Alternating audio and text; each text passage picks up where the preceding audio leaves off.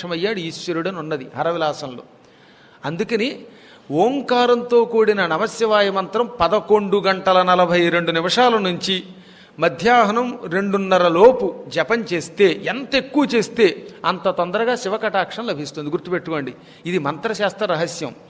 కొన్ని బయట పెట్టచ్చు, కొన్ని బయట పెట్టకూడదు. అందులో బయట పెట్టచ్చు అన్నారు కాబట్టి దీన్ని చెబుతున్నాం. ఖచ్చితంగా 11:40, 42 నిమిషాల మధ్యలో 40-42 నిమిషాలు.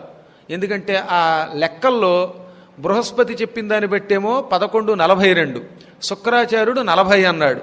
ఏదైనా ఓ 2 నిమిషాలు అటు ఇటులో ఈ మంత్రాన్ని అనుష్ఠానం చేయడం మొదలుపెట్టి 3 లోపు ఆపాలి.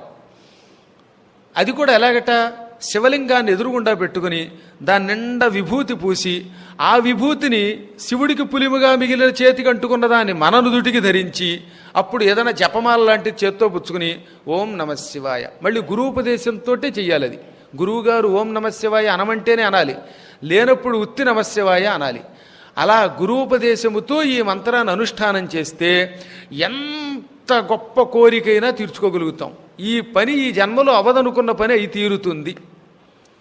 అందుకని కార్యసిద్ధి కోసం మధ్యాహ్నం పూట ఈ ప్రాసాద పంచాక్షరి మంత్రాన్ని పూర్వకాలంలో ఋషులు కూడా చేసేవారు.